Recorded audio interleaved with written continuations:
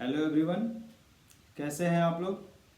मुझे उम्मीद है कि अच्छे होंगे और अपनी पढ़ाई पर पूरा जोर दे रहे होंगे, क्योंकि फरवरी का महीना चल रहा है और आज जब मैं ये वीडियो बना रहा हूँ जिस दिन, तो 18 तारीख इस महीने की हो चुकी है।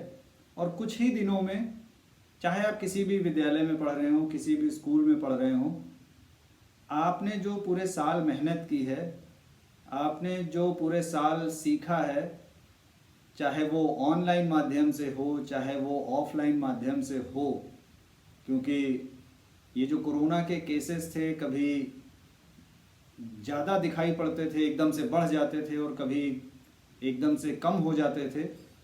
और उसकी वजह से हम सभी की जो एजुकेशन थी वो काफ़ी प्रभावित हुई। लेकिन फिर भी पूरे साल सभी ने इसमें अपना पूरा सहयोग किया है, चाहे वो आपके पेरेंट हों या फिर आपके टीचर्स हों या फिर हमारी जो गवर्नमेंट है, चाहे वो राज्य सरकार हो या केंद्र सरकार हो, सभी ने करीब करीब अपना 100% देने की कोशिश की है। और आपकी एजुकेशन ख़राब ना हो, उसमें पूरा पूरा योगदान दिया है। आपका सिलेबस टाइमली कंप्लीट किया गया, आपको एक एक पॉइंट पर मार्गदर्शन किया गया। तो कुछ बच्चों ने बहुत अच्छा किया होगा, कुछ बच्चों के पास हो सकता है गैजेट्स की परेशानी रही हो और उन्हें ये मौका ना मिल पाया हो अच्छी तरह से सीखने का, अच्छी तरह से पढ़ाई करने का। इन सभी को देखते हुए आप देख रहे हैं कि जो हमारा विद्यालय है वो 14 फरवरी से रेगुलर रोज खोल दिया गया है, क्योंकि कोरोना के केस अब काफ़ी कम हो गए हैं। हमारा जो जीवन है वो करीब करीब सामान्य हो चुका है, जैसे हम पहले हुआ करते थे, जो 2019 के पहले की मैं बात कर रहा हूँ। रोज विद्यालय लोग आ रहे हैं और सारी कक्षाएं चलाई जा रही हैं। तो आज मैं बात करने जा रहा हूँ कि केंद्रीय विद्यालय संगठन में जो क्लास 3 से लेकर क्लास 9th के जो एग्ज़ाम्स होने वाले हैं वो किस तरह से होंगे, वो ऑनलाइन होंगे या ऑफलाइन होंगे। तो वीडियो शुरू करने से पहले मैं ब्रह्म प्रकाश मौर्य आप सभी का स्वागत करता हूं अपने YouTube चैनल एडुटेरा पर।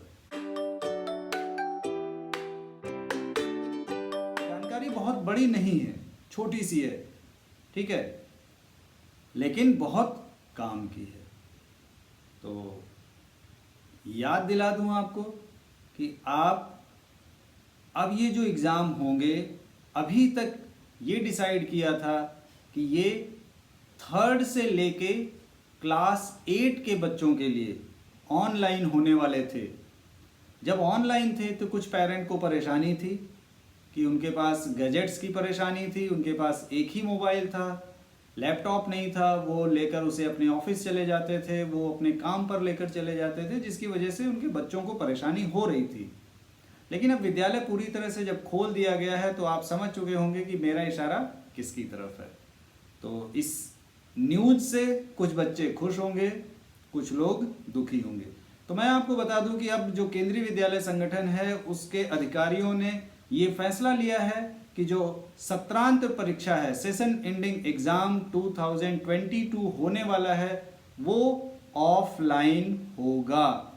यानी आपको जो डेट शीट मिली है, जो डेट शीट मिलने वाली है, मिल गई होगी वैसे तो, अगर नहीं मिली है तो आपको विद्यालय आना पड़ेगा, निर्धारित समय पर आना पड़ेगा और ऑफलाइन एग्ज़ाम लिखना पड़ेगा। क्योंकि हम कोरोना से करीब करीब मुक्त हो गए हैं, एक तरीके से कहा जाए कोरोना के केसेस काफ़ी कम हो गए हैं। हमने उन सभी सावधानियों को पूरा किया है, ध्यान रखा है और नहीं तो आगे भी ध्यान रखेंगे। विद्यालय पूरी तरह से खुल चुका है, तो आप ऑफलाइन परीक्षाएं, ऑफलाइन एग्ज़ाम देने के लिए तैयार हो जाइए। और मैं आपको ये सलाह दूंगा कि अपनी पढ़ाई आप बहुत स्ट्रॉन्ग 100% करने की कोशिश करिए। एक बार फिर से, जो class 3rd, 4th, 5th, 6th, 7, 8, 9 इन सभी के बच्चे ऑफलाइन परीक्षा देंगे। ऑल ओवर इंडिया केंद्रीय विद्यालय में अब परीक्षाएं ऑफलाइन कराई जाएंगी। ऑफलाइन से फ़ायदा क्या होगा कि जो बच्चों की प्रैक्टिस, जो बच्चों के लिखने का जो अभ्यास था वो इस कोरोना काल के दौरान में क्या हुआ था, टूट चुका था। लेकिन ऑफलाइन एग्ज़ाम से वो उनके अंदर फिर से वापस आ जाएगा। तो मेरी आपके साथ शुभकामनाएं हैं और पूरा सहयोग है। अगर आपको किसी प्रकार की कोई जानकारी चाहिए तो आप हमें कमेंट में अपने सवाल पूछ सकते हैं। हाँ, एक बात और बता दूं, जो क्वेश्चन पेपर का पैटर्न होगा ये भी आपको बता दिया गया होगा, ब्लूप्रिंट दे दिया गया होगा। और जो क्वेश्चन पेपर आएगा वो क्लास 3rd से लेकर क्लास 8 के लिए स्कूल लेवल पर बनाया जाएगा और 9th और 11th वालों के लिए रीजनल लेवल पर होगा, यानी बाहर से बनकर आएगा। तो मुझे उम्मीद है कि आपको ये जानकारी अच्छी लगी होगी। अब इसके बाद से आप अपनी पढ़ाई और स्ट्रॉन्ग रूप से करेंगे और अपने एग्ज़ाम में अच्छे से अच्छे मार्क्स लेने की कोशिश करेंगे। तो मिलते हैं इसी प्रकार के किसी अगले वीडियो में। Till then, bye bye.